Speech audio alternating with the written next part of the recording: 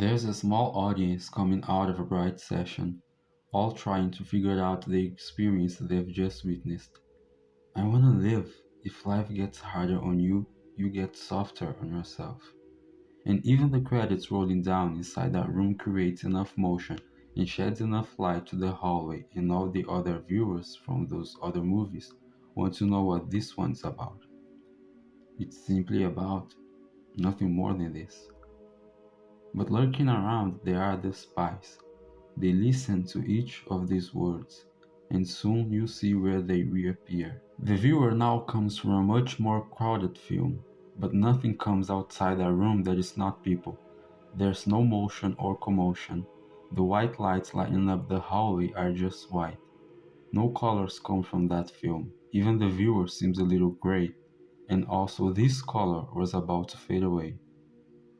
I wanna live, and the viewer looks around with a smile on his face. Yeah, after a film like this, even my boring life seems brighter. Hey, if life gets harder on you, you get softer on yourself. Didn't you watch the movie? I don't think that movie's about this. Exactly, that movie is simply about nothing more than this. And although those are words very few movies get to express at their meaning, and although the viewer knows that movie didn't even try to reach this level, or at least those writers didn't, it was nice to have someone to chat with, someone with self-perspective. I think it's nice that you feel that way. I just don't. That is because you suck, and the movie's like too. That one you just watched? Ridiculous. No one's like stuff like that. You haven't even watched? But the viewer was already alone, even if surrounded by all that crowd. Unfortunately, the opinions exposed by an honest mind tend to frighten the ones that need to replicate theirs from others.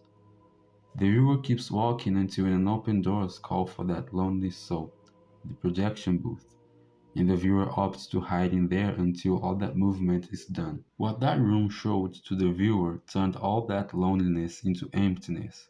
So now there was a brand new space created for something refreshingly transformative: self reflection.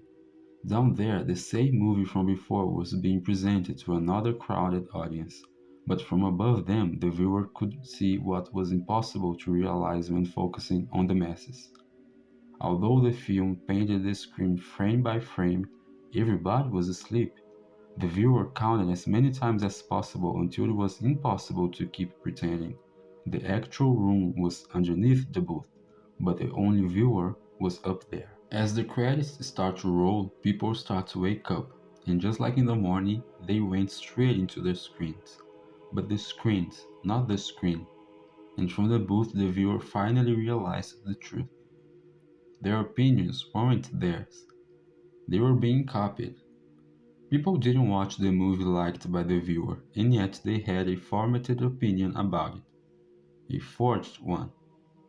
People didn't watch this movie either, and they also had an opinion about it, or at least they would forge one. In loneliness, the viewer found the truth, and in the truth, the viewer could reload.